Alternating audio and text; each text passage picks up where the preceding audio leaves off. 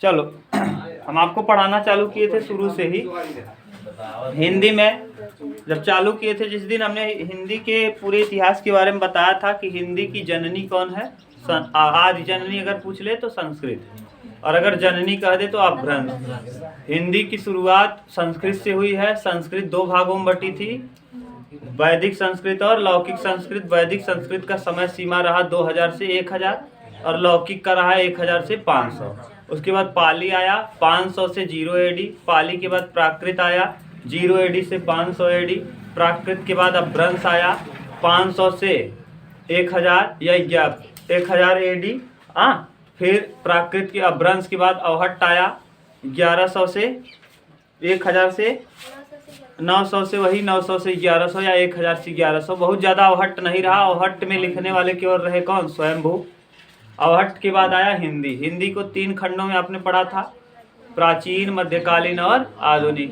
कहीं कहीं 1100 से 1350 देता, 1650 देता है, कहीं कहीं 1350 से 1650 देता है। तो आप याद रखना, आदि माने जो प्राचीन हिंदी है 1350 से 1650 लिख लो, या 1100 से 1650 लिख लो, या 900 से 1650, या 1000 से जो भी देता है। आप जब देखेंगे ना 1350 से अरिहंत की जो किताब होगी मोटी वाली ना, जिसमें अर्थ भी दिया है, उसमें दिया है 1350 से 1650, और एक पतली वाली राजीव की आती है उसमें देखोगे तो 1100 से दिया है। ठीक, उसके बाद 1650 से 1850 तक मध्यकाल रहा, और फिर मध्यकाल के बाद आधुनिक काल आया 1850 से अब तक का। और आधुनिक काल में भी कई, भारतेंद्र युग, द्विवेदी युग, छायावाद युग, प्रगतिवाद युग, प्रयोगवाद युग, ये सब हम लोग पढ़ेंगे आधुनिक काल में। और इसी में सब आएंगे आधुनिक काल में जो आपके टाइम के लेखक हैं, जो आप जिनको पढ़ते हो, जयशंकर प्रसाद, महादेवी वर्मा, न सूर्यकांत त्रिपाठी निराला, और उसके बाद ये हो गए आचार्य रामचंद्र शुक्ल। अगर निबंध की बात आएगी, निबंध की दुनिया में सबसे बढ़िया निबंध लिखने का काम किए हैं क्या नाम है? आचार्य रामचंद्र शुक्ल। इनका एक निबंध बहुत पूछता है, चिंतामणि। चिंतामणि किसका निबंध है ना? तो चिंतामणि किसका निबंध है? आचार्य रामचंद्र शुक्ल का। चिंतामणि निबंध आचार्य रामचंद्र शुक्ल का है। और ये भी याद रखना कि निबंध के सबसे बड़े नायक या सबसे बड़े डॉन रहे हैं कौन? आचार्य रामचंद्र शुक्ल। इनसे अच्छा निबंध कोई नहीं लिखता था। आपके यहाँ इनके कई रचनाएं हैं, शायद आपके यहाँ है पहला चैप्टर, आपके यहाँ कौन है? गद्य का। गद्य का पहला चैप्टर आचार्य रामचंद्र शुक्ल ने ही लिखा है। मित्रता लिखा है क्या? मित्रता लिखा है। और दूसरा चैप्टर है शायद ममता, जयशंकर प्रसाद का ना। आप लोग पढ़ते हो कि नहीं पढ़ते तुम जानो, तुम्हारा काम जाने। हमारा काम है साहित्य पढ़ाना। हम इस बार किताब नहीं पढ़ाएंगे। किताब पढ़ो अपना, देखो कि पहला चैप्टर कौन है, दूसरा चैप्टर कौन है। चैप्टर ही नहीं पता रहेगा कुछ नहीं कर पाओगे। समझ गए? ये है आचार्य रामचंद्र शुक्ल। आचार्य रामचंद्र शुक्ल मित्रता लिखे हैं। चिंतामणि निबंध इनका है और बहुत फेमस निबंध है, बहुत पूछता है। आगे कर दो, और आगे कर दो, मान लो आने जाने वाले दिक्कत हो तब थोड़ा सा और आगे कर लो। मान लो 4 व्हीलर आ गई, फिर जाओगे उठाओगे वहां से रोड से। समझ गए? तो चिंतामणि निबंध किसका है? आचार्य रामचंद्र शुक्ल। ये पूछता है विकल्प में। अब याद रखना कि चिंतामणि किसका है, यहाँ बता दिए। फिर आपको बताया था कि हिंदी की जो जननी है वो अपभ्रंश है। हिंदी की जननी कौन है? अपभ्रंश है। अब ध्यान से देखना, उसको किताब बंद करो, किताब घर पे पढ़ा करो। अपभ्रंश में मैंने बताया था कि अपभ्रंश से ही पैदा हुआ है हिंदी, क्योंकि अपभ्रंश से ही निकले हैं 5 उपभाषाएं। 5 उपभाषाओं के साथ साथ 18 या 17 बोलियां। 18 बोलियां कब कहेंगे? जब दक्कनी यानी मेरठ वाले को शामिल कर लिया जाएगा। और 17 बोलियां कब होगी? जब मेरठ यानी दक्कनी को हटा दिया जाएगा। अब इसमें हमने बताया था कि अपभ्रंश को 3 कालक्रमों में बांटेंगे। 3 कालक्रम क्या बताया था? कि सौर सेनी, अर्धमागधी, मागधी। और सौर सेनी के भी 3। ये तो इसके ब्रांचेज रहे अपभ्रंश के। अपभ्रंश के 3 ब्रांच, और उस 3 ब्रांच में से 5 निकले हैं। उन्हीं 5 को हम क्या कहते हैं? उपभाषाएं कहते हैं। उन्हीं 5 को हम उपभाषाएं। सबसे पहली भाषा पश्चिमी थी। पश्चिमी के बाद राजस्थानी, पहली उपभाषा पश्चिमी, फिर राजस्थानी, फिर पहाड़ी, 3 हो गया, फिर पूर्वी और फिर बिहारी। ये 5 उपभाषाएं हैं। इन्हीं 5 उपभाषाओं से बोलियों का जन्म हुआ है। अब पहली पश्चिमी हिंदी से 6 बोलियों का जन्म हुआ। ब्रजभाषा, कन्नौजी, बुंदेली। ब्रजभाषा, कन्नौजी और बुंदेली। उसके बाद 3 और हुआ है, राजस्थानी, और जिसे आप खड़ी बोली कहते हो कौरवी। राजस्थानी, कौरवी और दक्कनी। कौरवी का दूसरा नाम क्या है? खड़ी बोली। ये तो रहा पश्चिमी हिंदी के 6 भाग। अब तुम लोग घर पे तो दोहराया नहीं हो, तो यहाँ मुँह ताको, मैं बोल रहा हूँ एकदम सही सही बोल रहा हूँ, तुमको समझ में नहीं आ रहा होगा, नहीं पढ़े होगे ना, आराम से बैठे रहो केवल। ऐसे मैं पढ़ाता चला जाऊंगा, बाद में एकदम नहीं पढ़ के आओगे, बाद में धीरे धीरे पीछे से आगे, यानी हम आगे से पढ़ाते चलेंगे, पीछे साफ होता चलेगा। हाँ, हम इधर आगे चलेंगे, तुम्हारा पीछे वाला साफ होता जाएगा, तुम जानो तुम्हारा काम जानेगा। दूसरा मैंने बताया था राजस्थानी। राजस्थानी के 4 हिस्से बताया था, मेवाती, मारवाड़ी, मालावी और मेवाती, मालावी, मारवाड़ी, जयपुरी। ये 4 हिस्सा बताया था। उसके बाद पहाड़ी के 2 बता दिया था, कुमाऊनी और गढ़वाली। कुमाऊनी और गढ़वाली। ये देखो 6 उधर, 4 इधर, 10 और फिर ये 2, 12। उसके बाद पूर्वी हिंदी में 3, ABC, अवधी, बघेली, छत्तीसगढ़ी ना। 6, 4, 10, 2, 12, 3, 15 हो गया। और उसके बाद बिहारी में 3, मगही, मैथिली और भोजपुरी। 15, 3 कितना? 18। तो कुल बोलियों की संख्या 18। मैंने आपको ये भी बता दिया था कि बोली जो है 18, 17 भी लेता है जब दक्कनी को हटा देता है, तो 18 या 17 बोलियां बोलता है। आपको ये पूछेगा रामचरितमानस किसने लिखा? तो तुलसीदास ने लिखा। किस भाषा में लिखा? तो अवधी भाषा में। और फिर पूछेगा सूरदास किस भाषा में रचनाएं किया करते थे? तो ब्रज भाषा में। किस भाषा में? ब्रज भाषा। भाषा नहीं बल्कि बोली है, और खड़ी बोली बोली नहीं बल्कि, ये बता दिया था। अब आज जो हमको पढ़ना है, आगे पढ़ना है भाषा के विषय में, क्योंकि भाषा आ गया। भाषा एक सीमित क्षेत्र में बोला जाता है, बृहद क्षेत्र में, और बोली एक सीमित क्षेत्र में बोली जाती है, ये भी बता दिया था। अब आज हम लोगों को समझना है भाषा के विषय में। भाषा संचार का एक माध्यम है जिसके द्वारा हम अपने विचारों का क्या करते हैं? आदान प्रदान। जैसे हम बोल रहे हैं तो आप समझ पा रहे हो। क्यों समझ पा रहे हो? क्योंकि आप मेरे भाषा वाले को समझ रहे हो। तो हमारे संचार का माध्यम क्या है? हमारा भाषा है। हम जो बोल रहे हैं उसको आप भली भांति समझ पा रहे हो। क्यों? क्योंकि भाषा संचार का एक माध्यम है जिसके द्वारा हम अपने विचारों का क्या करते हैं? आदान प्रदान करते हैं। तो भाषा से ही अब चालू करेंगे हम लोग। किससे? भाषा। देखो, भाषा अंग्रेजी में कहते हैं लैंग्वेज, LANGUAGE, लैंग्वेज। कहते नहीं अपनी लैंग्वेज को सुधार के बोलो ना, नहीं तो जान लो।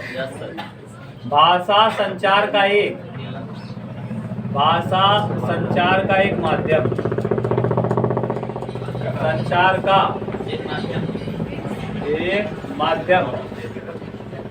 माध्यम है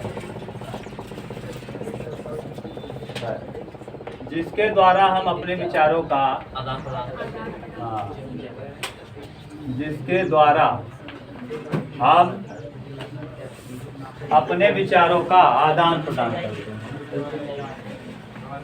अपने विचारों का अभिनव बोला, विचारों का आदान प्रदान करते हैं।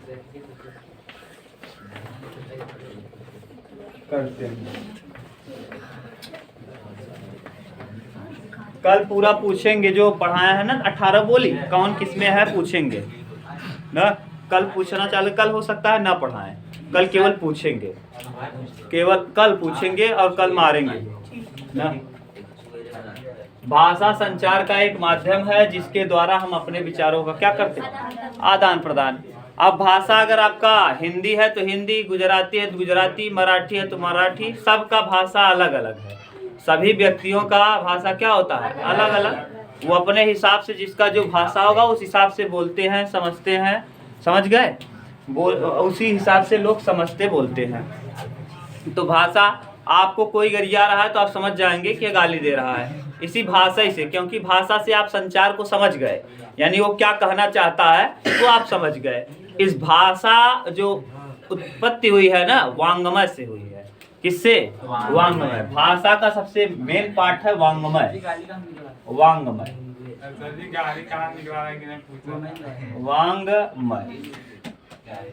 वांग्मय जो आया है ना भैया, दो शब्दों से बना है, वाक और मय, वाक प्लस मय। ये व्यंजन संधि जब पढ़ाएंगे आपको तो व्यंजन संधि पढ़ाएंगे, अगर कोई पहला वर्ण हो कचट तप का, क ख ग घ अंग च छ ज झ ञ, कचट तप माने समझ रहे हो, क वर्ग च वर्ग ट वर्ग त वर्ग प वर्ग। कचट तप का अगर पहला वर्ण आए और आधा हो, व्यंजन के रूप में हो, और यहाँ पर कोई भी आए तो एक का किस में बदल जाता है, अंगा में बदल जाता है, वांगमय। तो ये वाक और मय से मिलके बना है, जहाँ वाक का अर्थ होता है, वाक का अर्थ क्या होता है, भाषा। इसी वाक का अर्थ होता है भाषा। जिस भाषा को हम समझते बोलते हैं, इसी किसका हिस्सा होता है, वाक। नहीं, वाक माने क्या, भाषा। और ये भाषा दो तरीके का हो सकता है। भाषा कैसा हो सकता है, दो तरीके का, एक व्यापक भाषा और एक सीमित भाषा। व्यापक भाषा अलग है, सीमित भाषा अलग है। व्यापक का मतलब समझ लो, फिर सीमित का मतलब समझ लो। व्यापक भाषा और उसके बाद आ जाएगा कौन सा भाषा, सीमित भाषा। व्यापक, सीमित। अभी तक आपको अगर दिक्कत हो तो बताओ, भाषा क्या है? भाषा संचार का एक माध्यम है, जिसके द्वारा हम अपने विचारों का आदान प्रदान। हमने बताया था हिंदी दिवस कब मनाया जाता है, राष्ट्रीय हिंदी दिवस 14 सितंबर को, और विश्व हिंदी दिवस 10 जनवरी को। ऐसे ही बोलोगे उल्टा सीधा, बोलते रहो, क्या करोगे। विश्व हिंदी दिवस कब मनाया जाएगा, 10 जनवरी को, और राष्ट्रीय हिंदी दिवस 14 सितंबर को ना, हर साल मनाया जाता है 14 सितंबर को। आप देखना, व्यापक भाषा, सीमित भाषा। व्यापक भाषा क्या है, जिस भाषा का उपयोग आदमी वैसे करता है व्यापक रूप से, उसे व्यापक भाषा कहते हैं। जैसे पशु पक्षी हैं, वो व्यापक भाषा का उपयोग करते हैं, सब समझ पाते हैं कि केवल वो अपने आप विचार से आदान प्रदान कर लेते हैं, वे कर लेते हैं। यानी पशु पक्षियों की जो भाषा है वो व्यापक है, यानी सीमित भाषा नहीं है, वो व्यापक है। देखो, सभी पशु पक्षी अगर चिल्लाना चालू करते हैं, जो भी अगर कहीं कुत्ता भौंकने लगा तो सब जान जाते हैं, देखो सब वहीं भौंकना चालू करते हैं, और उसी अंदाज में भौंकते हैं कि कितना डेंजर है। खतरा देख करके खतरे के हिसाब से कुत्ता भौंकता है ना। अगर बहुत तेज भौंकने लगा, कभी कभी देखो आप लोगों ने देखा, कभी बहुत तेज भौंकते हैं, कभी स्लो स्लो भौं भौं करके बैठ जाएंगे। तो खतरा जिस हिसाब से रहता है, उस हिसाब से पशु और पक्षियाँ क्या करती हैं, बातचीत किया करते हैं, समझ गए। और पक्षी भी, तो पशु पक्षियों की जो भाषा है वो कैसी भाषा है, व्यापक। पशु पक्षी, तो पशु पक्षी की भाषा कैसी है भैया, व्यापक भाषा है। और किसकी भाषा, हाँ, पशु पक्षियों की। और सांकेतिक भाषा, सांकेतिक या संकेत की भाषा। सांकेतिक भाषा या संकेत की भाषा जो होती है वो क्या होती है, व्यापक होती है। इसको समझ तभी पाओगे जब आप उनके प्रक्रिया में ढले रहोगे। जैसे हम कहें, हाँ देखा, समझ गए, ढला है कहता सुरती, अब किधर चलेगी बा, उधर ना। ऐसे जैसे देखो, तुम लोग क्लास में बैठे हो, मैं इधर पढ़ाना चालू किया, तब तक कहे हो लाया हूँ चलना है। तो इसका मतलब क्या है, कैसी भाषा, मैंने कुछ कहा, कुछ बोला, बिना बोले ही सब कुछ समझ गए कि नहीं, यानी लेके आया हूँ, चलना है, बाहर सुट्टा मारना है अभी, समझ गए। आजकल लड़के ऐसा करते हैं, मैं ऐसे इसीलिए बोल रहा हूँ क्योंकि मैं देखा हूँ ना। इसके दुकान के पीछे जस्ट आते हैं पढ़ने के लिए, और वहाँ पढ़ेंगे कम, इसके दुकान के पीछे। और वहाँ जो वीरेंद्र का दुकान नहीं है पीछे, अरे उनके यहाँ पढ़ने नहीं आते, उनके पीछे जाएंगे, वहाँ खेत में ना 10-12 लोग अपना लेके आते हैं, सलाई उलाई निकालेंगे, पिएंगे। पढ़ने लिखने से कोई मतलब नहीं है। आके उधर और फिर इधर गोमती के पीछे अपना पिएंगे, खाएंगे, जाएंगे, समझ गए। सांकेतिक भाषा है। सांकेतिक भाषा और भी होता है, जैसे आप लोग ऐसे, वास्को डिगामा जब आया था ना, तो ऐसे कहा था, तो भारत वाले एकदम खाली। वास्को डिगामा को, यानी कोई भी देश का जब आदमी भारत आया था तो उसको बताया गया था कि भारत वाले इतना खाली है रच कि तू ऐसे कह दे, बस पूरा कहानी बता लगी। का हो, अब वहाँ देखो कोई ट्रैक्टर वैक्टर से जाता रहा, एक बार ऐसे कर दो, देखो, हाँ, और बढ़िया, हाँ, पूरा तुम्हारे काम करे लगी, समझ गए। बातचीत करना चालू कर देंगे। मेला वेला में चला जाता, तब देखा लड़कियां और लड़किन का, जुआड़। यहाँ चले जाओ कहाँ, कुनौरा महादेव। हाँ, कुनौरा महादेव में आप चले जाओ तो ज्यादा भगवान की पूजा करने से ज्यादा उल्टा सीधा लोग करते हैं। ये नहीं सोचते कि भगवान सब जानते हैं ना। वहाँ उल्टा सीधा काम करने को कह दो। भगवान के पूजे में गए हैं, आप उसको श्रद्धा से करिए। जो काम जहाँ करना है वहाँ करिए। पार्क में जाइए, घूमिए, टहलिए। भगवान को गंदा क्यों कर रहे हो? भगवान हिसाब ले नहीं रहे हैं। कोरोना क्यों आया? भगवान को जब तुम अपवित्र करोगे, संतुलित नहीं करोगे तो भगवान नहीं ये बदला लेंगे। चीन वाले भगवान है, हाँ, वो नहीं मानते। अब वो तो आस्था की बात है, अलग है। और जैसे देखो, अब सांकेतिक भाषा में बिहारी लाल लिखे भी हैं, कहत नटत रीझत खिझत मिलत खिलत लजिझात भरे भवन में करत है नैनन ही सो बात। कहत नटत रीझत खिझत मिलत खिलत लजिझात और भरे भवन में करत है नैनन ही सो बात। ये बिहारी लाल की का दोहा है कि कहत नायक और नायिका, माने कहीं मौत या ऐसा कुछ हुआ है, कोई घटना कि उसके घर पे नायक भी पहुंच गया। जैसे अभी देखो, कोई घटना हो जाए, मान लो कोई अपना सेटिंग बेटिंग किया है, हाँ अपना सेटिंग किया है, वैसे जाएगा तो मार खा जाएगा। अब कोई घटना दुर्घटना हो गई और तब भी वहीं भीड़ में अपनों पहुंच गया। जैसे मान लो अपना सेटिंग किया है, वहाँ उसके घर, नायिका के घर में कुछ आपदा आ गई, नायिका तो जाएगी नहीं नायक के घर, नायिका घर कोई आपदा आ गई और नायक पहुंच गया उसके यहाँ। और नायक पहुंच गया, नायक फालतू आदमी है ना, उसको कोई काम नहीं है लखैरई के अलावा, तो नायक पहुंचा कहाँ? नायिका के घर। नायिका के घर मौत वाला सीन चल रहा है और यहाँ नायक को मौत से कोई मतलब ही नहीं है। कहत कह रहा है और नटत, वो लड़की गुस्सा गई। कहत नटत, वो लड़की गुस्सा हो गई। नटत रीझत, वो गुस्सा और तेज गुस्सा। नटत, एक बार तो निगाह फेर ली, जब कहा नायक कुछ बोला होगा तो अपनी निगाहों को क्या कर ली, फेर ली। फिर रीझत, फिर दोबारा वो इतना उल्लू है, उसको कोई काम नहीं है, वो बार बार उसी को चिढ़ा रहा है। फिर रीझ गई। खिझत, और तेज खींच गई न। कहत नटत रीझत खिझत मिलत, फिर दोबारा नायिका नायक को देख ली न। रीझत खिझत मिलत खिलत, अब उसके बाद नायिका भी हंसने लगी।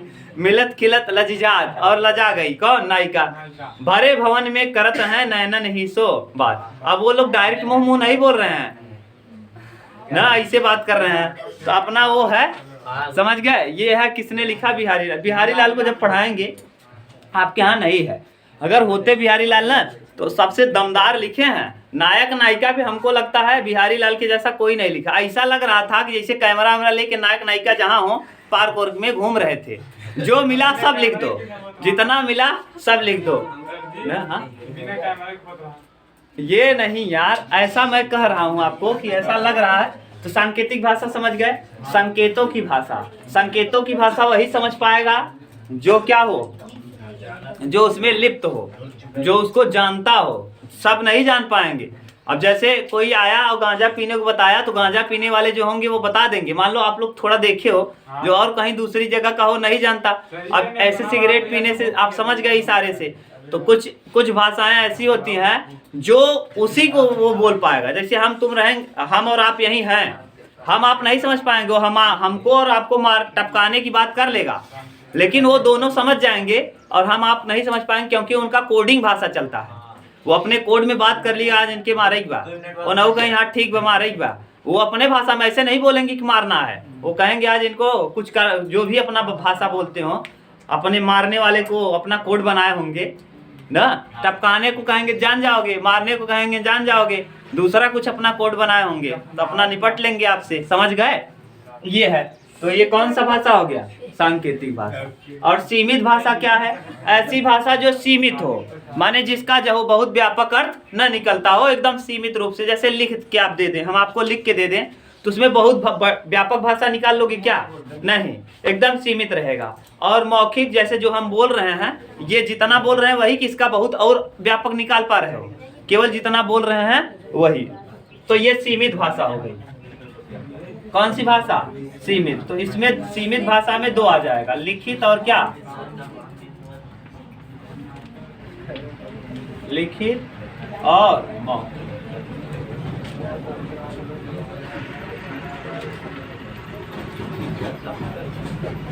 लिखित को मुद्रित भी कहते हैं,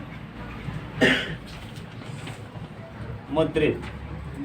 मुद्रित या टंकित, यानी लिखा हुआ, मुद्रित या टंकित। जैसे जब ये किसी मेटल में, यानी यही किसी मेटल में लिख दिया जाता है ना, तो उसको मुद्रित कहते हैं। मेटल माने समझ रहे हो, जैसे 1 रुपए के सिक्के में तो उसका मुद्रण किया जाता है, लिखा नहीं जाता, मुद्रित होता है ना। तो जैसे किसी धातु में कोई चीज लिख दिया जाए तो लिखित नहीं बल्कि क्या हो जाती है, मुद्रित या टंकित हो जाती है। क्या हो जाती है, मुद्रित या टंकित हो जाती है। जैसे 1 रुपए के में लिखा रहता है 1 रुपए, सिक्के में 2 रुपए, वैसे लिखा रहता है तो कौन सी क्या है, मुद्रित। समझ गए। और अब देखो आ गया कहाँ, अब भाषा में लिखित और मुद्रित हो गया। इसके बाद और क्या है बस। अब इसके बाद मैंने बताया था वांग्मय, वांग्मय में भाषा आया, और इस भाषा के हम लोग को पढ़ना है वांग्मय साहित्य। वांग्मय में हमको सब कुछ ये सब पढ़ना, हम थोड़ा बहुत बता दिए, लेकिन जो आपका टॉपिक है वो वांग्मय साहित्य है। वांग्मय क्या है, हमको साहित्य पढ़ना है ना जी। अब चालू हो रहा है क्या, वांग्मय साहित्य। वांग्मय, वांग्मय साहित्य, वांग्मय साहित्य।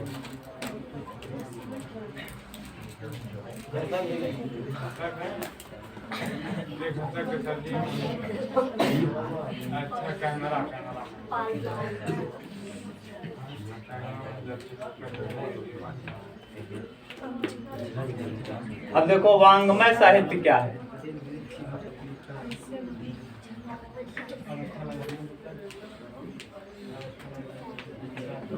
वांग्मय साहित्य के 3 हिस्से हैं ना।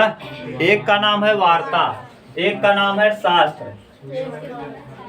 वार्ता, शास्त्र और साहित्य।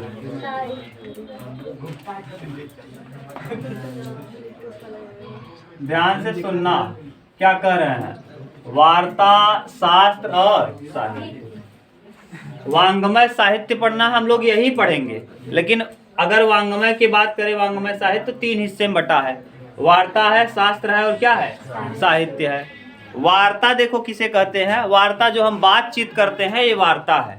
हमारी बातचीत की जो भाषा है ये वार्ता है, यानी इसमें क्या आ जाएगा, बातचीत। जो हम बातचीत कर रहे हैं इसी को क्या कहते हैं, इसमें भैया ना वार्ता में, बातचीत में ये जरूर, ये क्या महत्वपूर्ण होगा, शब्द नहीं महत्वपूर्ण होता, अर्थ। आप समझ पाएंगे, हम समझ पाएंगे, और कोई समझ पाए या ना पाए ना, अरे सही हो जाएगा। इसी तरफ लिखना है, हम नहीं हिलेगा। समझ गए। तो इसमें बातचीत की भाषा होती है। जैसे हम कहें और आप कहेंगे बढ़िया, आप समझ गए, आप समझ पाए। हम जैसे मैंने कहीं से आप आ रहे हैं, हम वहाँ पहुँचे, हमने कहा और आप क्या कहते हो तुरंत, बढ़िया है ना। और डिपेंड करता है कि हम कितने अच्छे से आप बढ़िया कह रहे हो ना। अगर आप कहे बढ़िया तो इसका मतलब हाल चाल ठीक है लेकिन बहुत ठीक नहीं, तो कहे बहुत मस्त एकदम, तो इसका मतलब जो आप एकदम जैसे सुनो बेवकूफ, तुम तो बहुत बदतमीज हो यार, बिना मतलब का टुप टुप टुप टुप करते रहते हो। कह दिए कितनी बार, तुम मत बोलो।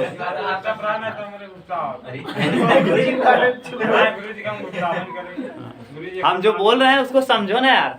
देखो हम क्या कह रहे हैं कि जैसे आप कभी जैसे 10-20, मान लो हम ही 2 साल बाद आपसे मिले, अब आप मिले, हमने कहा क्या हाल है, तो आप मान लो ठीक ठाक अगर पोजीशन पे पहुंचे हो, तो मस्त है गुरुजी एकदम मस्त, और मान लो ऐसे एकदम हालत थोड़ा ठीक ठाक ना रहा, घर की परिस्थिति न अच्छी रही, वो तो भगवान है सबका, हम ये नहीं कहते भगवान करे आप बहुत बेहतरीन बन जाओ, इतने बेहतरीन बनो कि हमको भी आपसे क्या परमिशन मांग के अंदर आना पड़े कि सर मैं आना चाहता हूँ अंदर, फिर आऊँ, आप अंदर स्वागत करो अलग की बात है, या अब कैसे स्वागत करना चाहते हो, मार उड़ के का लापड़ा कि पैर छू के करना चाहते हो, वो आपके ऊपर डिपेंड है ना। लेकिन मैं अंदर आऊँ तो आपको आप वहाँ गेट के अंदर आने के लिए मुझे क्या कहना पड़े, मे आई कम इन। अब मे आई कम इन कहना पड़े तो मुझे भी गर्व होगा यार, माता पिता और गुरु के अलावा आपका कोई भला नहीं चाहता, मैं चाहता हूँ आप सफल हो जाएं जिस दिन।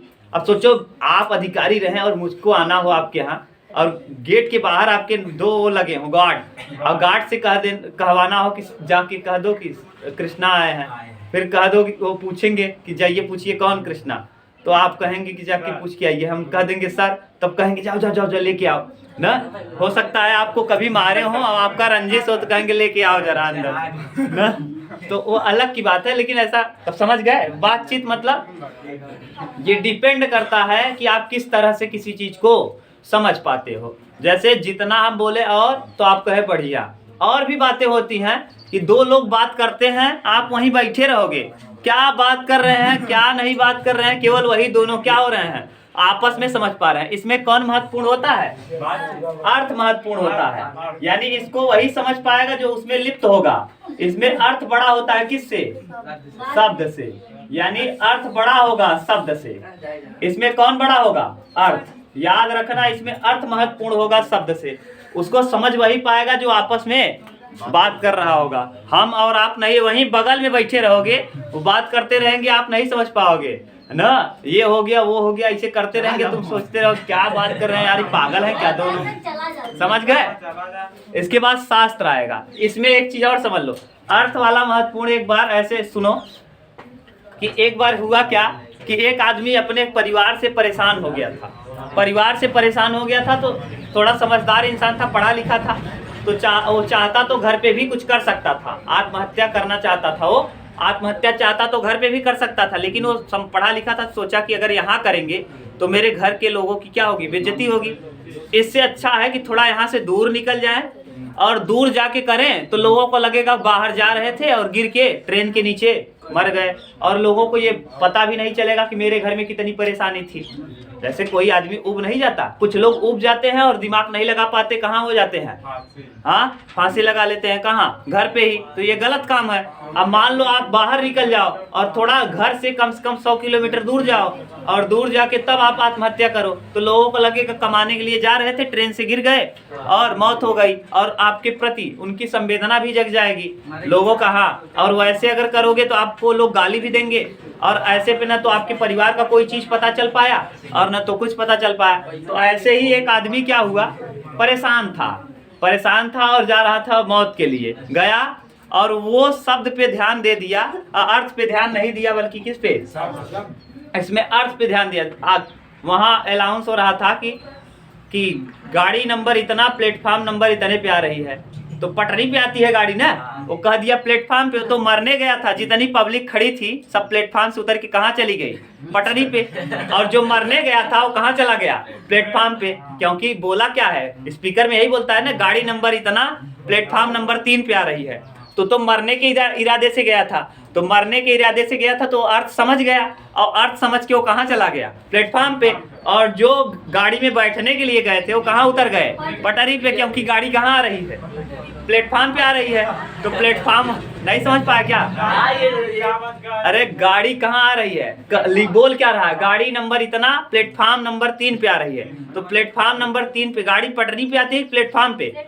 समझना चाहिए था अर्थ को, लोग समझ नहीं पाए अर्थ को, कहाँ पहुंच गए? पटरी पे। पटरी पे हम लोग चल रहे हैं, गाड़ी प्लेटफॉर्म पे लग जाएगी, हम प्लेटफॉर्म पे चढ़ जाएंगे। और जो मरने गया था वो सोचा हम तो मरने आए हैं, चल रहे हैं प्लेटफॉर्म, अब किस पे चले जाएंगे? पटरी पे। और पटरिया पे माने किस पे आ जाएंगे? प्लेटफॉर्म पे। तो प्लेटफॉर्म पे चढ़ गया। जो लोग पटरी पे गए थे सब साफ हो गए, और जो प्लेटफॉर्म पे था बचा रह गया। मरने के इरादे से गया तो सब साफ, बल्कि बच गया। तब पूछा गया भैया आप कैसे बच गए? आप तो बहुत लगता है भगवान के रूप है। कहा मैं मरने के इरादे से गया था, और बोला कि गाड़ी नंबर इतना प्लेटफॉर्म पे आ रही है, तो मैं प्लेटफॉर्म पे चढ़ गया, आएगी मुझको चाप देगी। गाड़ी पटरी पे आ गई, सब पटरी पे उतर गए। मैं मरने गया था, मैं प्लेटफॉर्म पे आ गया, तो मैं बच गया, बाकी सब साफ हो गए। समझ गए?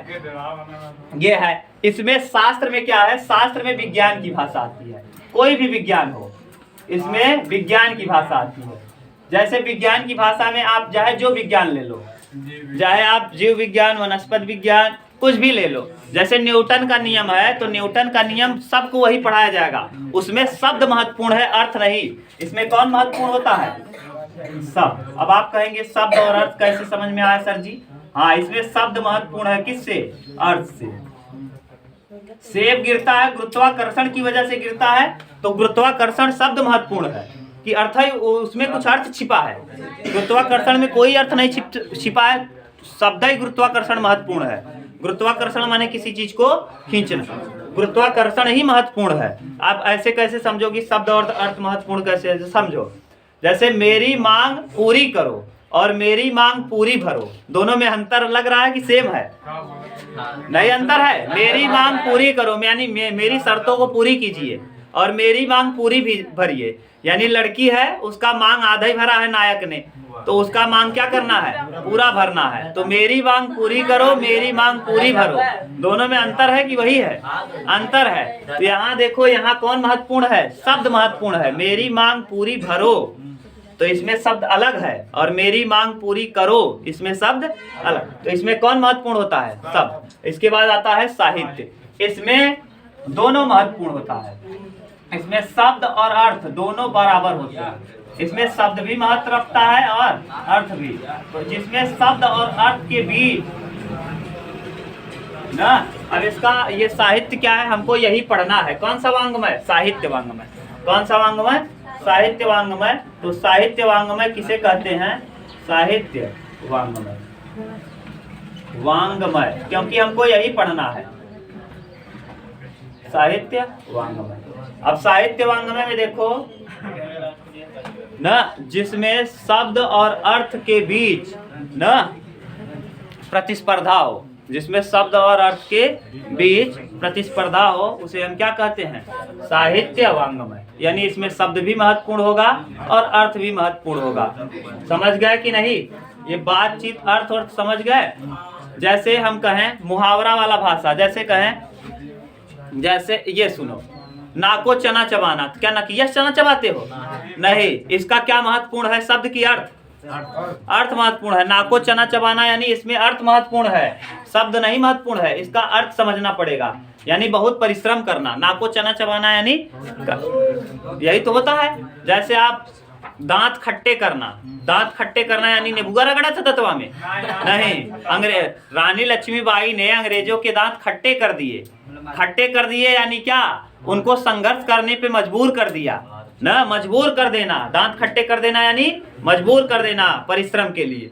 तो दांत खट्टे की पहुंची और आई, अंग्रेजों दांत खोलो, दांत खोलो, नेबुआ रगड़ो। ना ना ना, ये ऐसा था क्या? नहीं। अंग्रेजों के दांत खट्टे करने का मतलब उनको संघर्ष करने पर क्या कर दी? मजबूर कर देना ना। जैसे माने चिड़िया चुग गई खेत, ऐसे करके होता है ना एक नहीं, तो चिड़िया, हाँ चिड़िया चुग गई खेत, ऐसे करके है। अगर चिड़िया खेत को चुग जाएगी ना, अब पछताए होत का जब चिड़िया चुग गई खेत, तो चिड़िया चुग जाए खेत, इसका अर्थ महत्वपूर्ण है। शब्द ऐसा थोड़ी ना है कि इसमें महत्वपूर्ण है। चिड़िया की पूरा खेत चुग जाएगी, पता चला 1 बीघा खेत है, चिड़िया डायनासोर बन जाएगा।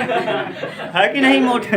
अगर 1 बीघा का खेत चर जाएगी तो चिड़िया नहीं बल्कि क्या हो जाएगी? डायनासोर। तो महत्वपूर्ण कौन रहा इसमें? अर्थ रहा। समझ गए? तो ये अर्थ का महत्वपूर्ण होता है, शब्द का महत्वपूर्ण होता है, और इसमें शब्द और अर्थ के बीच क्या होती है? प्रतिस्पर्धा होती है। तो उसी को कहते हैं साहित्य वांग्मय। साहित्य वांग्मय क्या है? जहाँ शब्द और अर्थ के बीच ना महत्व की प्रतिस्पर्धा हो, उसे हम साहित्य वांग्मय कहते हैं। लिखना हो तो आप लिख सकते हो, जहाँ शब्द और अर्थ के बीच ना महत्व की प्रतिस्पर्धा हो, उसे हम साहित्य वांग्मय कहते। लिख लोगे? बोलो। जहाँ लिखवा दिए हैं कि नहीं? जहाँ शब्द, साहित्य वांग्मय ना, वांग्मय का वह हिस्सा है, ऐसे लिखेंगे। साहित्य वांग्मय लिख दें क्या पूरा? देखो, साहित्य वांग्मय, वांग्मय का वह हिस्सा है, वांग्मय, वांग्मय, साहित्य वांग्मय, साहित्य का वह हिस्सा है, साहित्य का वह हिस्सा है, वह हिस्सा है जहाँ शब्द और अर्थ के बीच, शब्द व अर्थ के बीच, अर्थ के बीच महत्व की प्रतिस्पर्धा होती है। महत्व की प्रतिस्पर्धा होती है।